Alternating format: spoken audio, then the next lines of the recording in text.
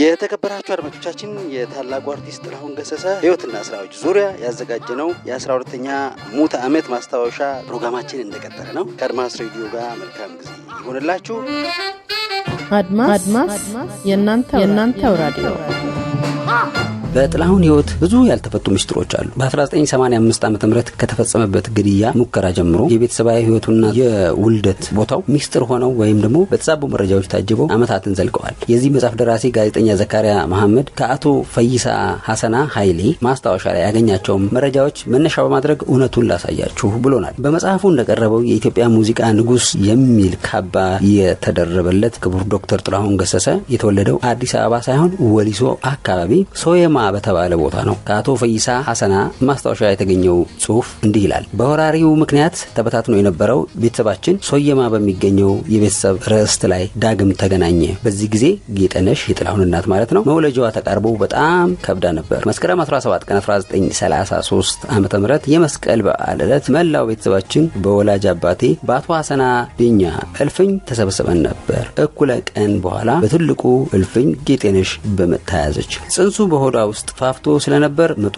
ረጅም ሰዓት ወሰደ። በዚህ ምክንያት ጌጠነሽ ደካክሟት ምጧ በተረዘመ ቁጥር ድካሟ በርትቶ አቅም እያጣች በመሄዷ ለእሷም ሆነ ለልጇ ሕይወት በጣም ሰጋን። ቤተሰቡ በሙሉ ጸሎትና ልመና ያደርግ ጀመር። በመጨረሻም ከቀኑ 10 ሰዓት ሲሆን ጌጠነሽ ወንድ ልጅ ተገላገለች። የጌጠነሽ እናት ነገዬ አብደላ ደንሳሙ ለተወለደው ልጅ ደገፋ ስትል ስም አወጣችለት። በመጽሐፉ ገጽ 29 እስከ 30 የተጠቀሰ ነው። ይሄ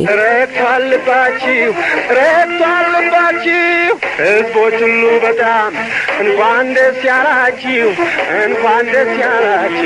ጥላሁን ሕይወቱ እስካለፈችበት ጊዜ ድረስ ከተለያዩ ሴቶች ጋር ጋብቻ የፈጸመ ሲሆን የመጀመሪያ ባለቤቱ መሆናቸውን የሚነገረው ወይዘሮ አስራት አለሙ ቢሆንም ጋዜጠኛ ዘካሪያ በአዲሱ መጽሐፉ ይህንን እውነታ አፍርሶታል። የመጀመሪያ ባለቤቱ ፊት በር አካባቢ ትኖር የነበረች ፈለቀች ማሞ የተባለች ሴት ናት ይለናል። ከፈለቀች ጋር በሰርግ መጋባታቸውም ይነገራል። በወቅቱ ካሳ ተሰማ፣ እሳቱ ተሰማ እና ሸዋንዳኝ ወልደየስ የጥላሁን ቢዚዎች ነበሩ። ይሄ በገጽ 352 ላይ ተጠቅሷል። ይሁንና ከወይዘሮ ፈለቀች ጋር ረጅም ዓመታትን በትዳር አልቆዩ። በቅናት ምክንያት ፈለቀች ጥላው ጠፋች። አስፈቅርሻለሁ በወዳጅ በዘመን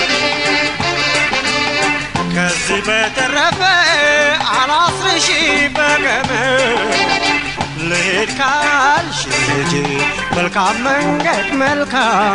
ከዚያ በኋላ ሁለቱ ሰዎች ለረጅም ጊዜያት በአካል እንኳን ተገናኝተው አያውቁም ነበር። ዘካሪያ የፈለቀች ጥላሁንን ባዶ ቤት ጥላው መጥፋት ከሌላ የልጅነት ታሪኩ ጋር አዛምዶ በመጽሐፉ ላይ ተንትኖ የሚለውን ስንመለከት አቶ ፈይሳ ሐሰና ኃይሌ የጥላሁን ገሰሰ አጎት ናቸው። ከ1934 ዓመተ ምህረት ጀምሮ የግል ታሪካቸውን ጨምሮ የጥላሁንንና የቤተ ዘመዶቹን ታሪኮች በመጻፍና ፎቶግራፍን በማንሳት ታሪክ ለትውልድ ያስቀምጡ ራሳቸው ታሪከኛ የሆኑ ሰው ናቸው። ጋዜጠኛው ዘካሪያ መሐመድ በመጽሐፍ መልክ ላሳተመው የጥላሁን ታሪክ መነሻ የሆኑት እሳቸው ናቸው። ይህ የአቶ ፈይሳ ማስታወሻ በጥላሁን ዘንድም የሚታወቅ ነው። ይሁንና እሱ በሕይወት እያለ እንዲታተም አይፈልግም ነበር። ለዓመታት ከጋዜጠኞች ደብቋቸው የነበሩ ታሪኮች ተገልጠው ከአዲሱ እውነት ጋር ፊት ለፊት መጋፈጥንም አይፈልግም ነበር። ይሁንና ሕይወቱ ካለፈ በኋላ እንደሚታተም ግን ያውቃል። የአቶ ፈይሳ ልጆችም ማንቂያ የሚመስል ሐሳብ ሽኩ ብሏቸዋል። እኔ ስሞት ይህን ታሪክ አተኙበትም የሚል ማለት ነው። ማንም አይዘነጋው በጩኸት መኖሬ ዘማን ጉርጉሮዬ የግል ቅላጤ ተቀርጾ ይቀመጥ ታሪኬ ነው ድምፄ ድምፃዊ ዘፋኝ ነኝ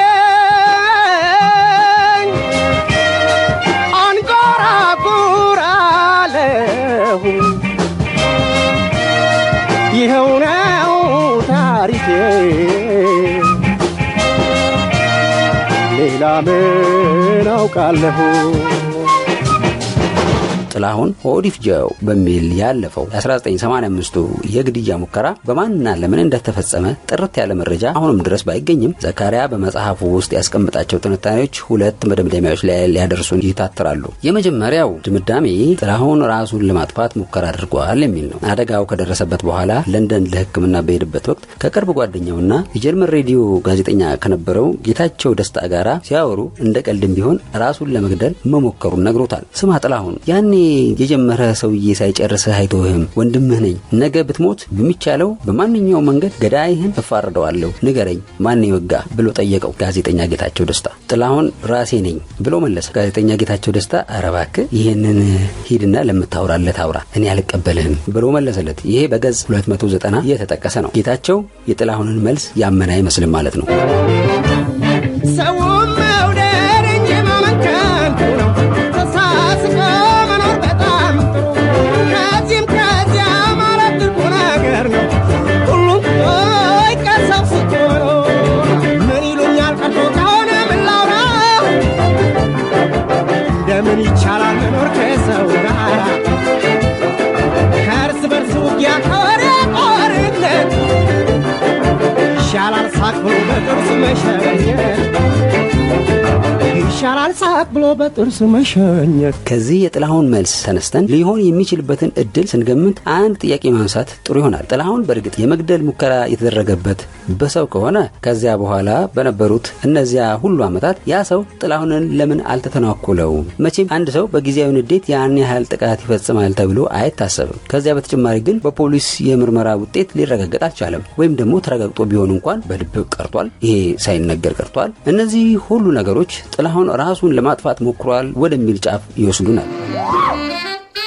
አድማስ የእናንተው ራዲዮ።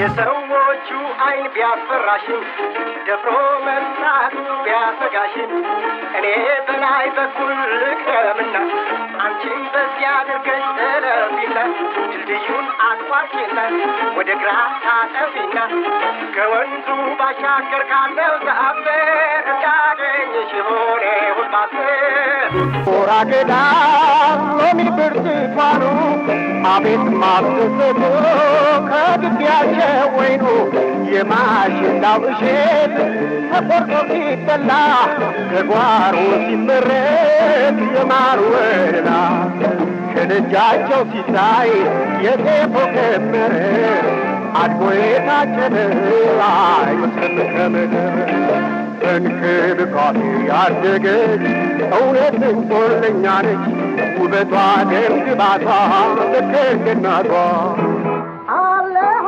ብለሽ እንደ ክረምት ጀንበር ድንገት ብትለይኝ ምን ብዬ ልናገር ፊትሽ ሲፈነጥቅ የደስታን ጮራ ይዘልቅ መስሎኝ ነበር ፍቅርሽ ከኔ ጋራ ፍቅሬ ውዴ አንቺ በርበርሽቶ አንቺ ተረሎሚ በይደና ክረሚ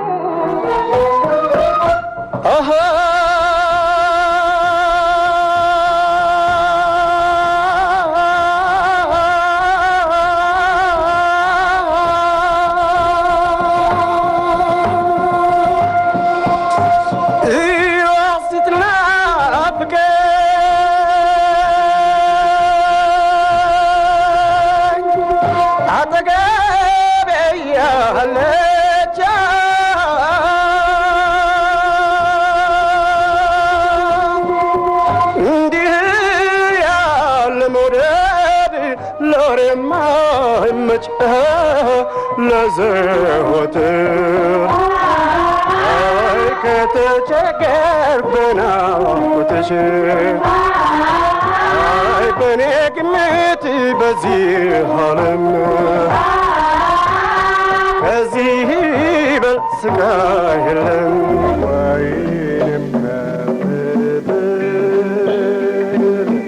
አግኝቼ ደረጃ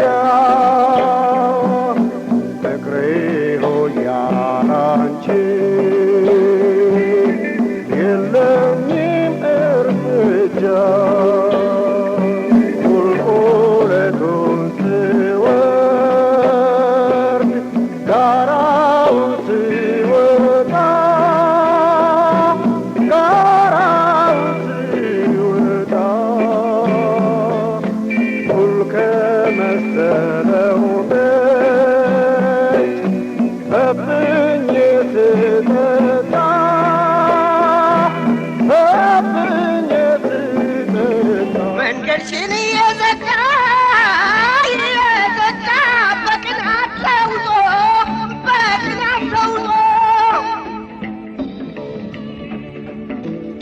ጸጸት ያንገብግበው ይኑር ተበጥቶ ይኑር ተበጥቶ ይኑር ተበጥቶ ነገርሽን አይቶ የማያደንቅ ሰው የማያደንቅ ሰው በግልጽ ያስታውቃል ችሎታ እንዳነሰው ችሎታ እንዳነሰው። የተከበራችሁ የአድማስ ሬዲዮ አድማጮች ለዛሬ ያዘጋጀነው ዝግጅት ይህን ይመስላል። ተከታዩን ሳምንት ይዘን እንቀርባለን። ፕሮግራሙን አዘጋጅቼ ያቀረብኩላችሁ ማይክ መቅደም ነበርኩኝ። ሀሳብ አስተያየት ካላችሁ እንደተለመደው በኢሜይል mike@admasradio.info እንዲሁም በተጨማሪ በፌስቡክ፣ በትዊተር፣ በኢንስታግራም፣ በቴሌግራም፣ በዩቲዩብ፣ በቲክቶክ በማህበራዊ ሚዲያዎች ላይ ማይክ መቅደም ብላችሁ ሀሳባችሁ ልታካፍሉ ትችላላችሁ። የሳምንት ሰው ይበለን። ሰላም።